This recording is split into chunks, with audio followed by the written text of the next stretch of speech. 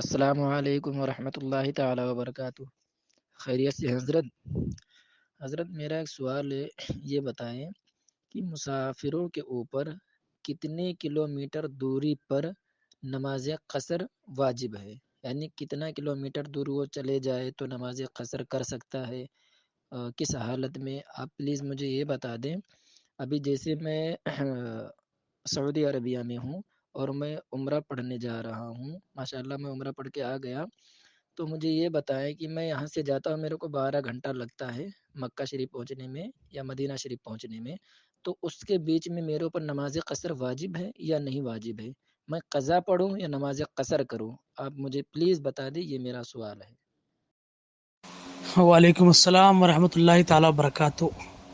دیکھیں، کوئی بندہ 92 کلومیٹر کے سفر کے ارادے سے اپنے گھر سے جب نکل جائے تو وہ بندہ مسافر ہو جاتا ہے، اور جیسے ہی اپنی بستی سے باہر ہوا تو اب اگر راستے میں اگر وہ کسی کام وغیرہ کے لیے رکا اور نماز کا وقت ہو گیا تو پھر اس صورت میں اس پر قصر واجب ہے۔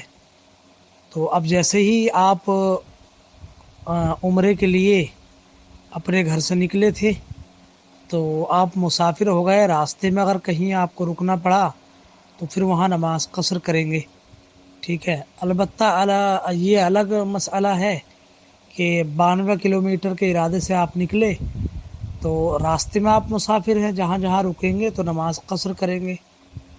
اب جب وہاں جانا تھا وہاں آپ پہنچ گئے تو اب اگر وہاں 15 دن یا اس سے زیادہ رکنے کا ارادہ ہے تو آپ مقیم ہو گئے وہاں پہنچتے ہی، اور امام صاحب کے پیچھے اگر پڑھیں گے تو تب بھی پوری نماز پڑھیں گے، اور اگر بغیر جماعت کے آپ پڑھیں گے تو پھر تب بھی پوری نماز پڑھیں گے۔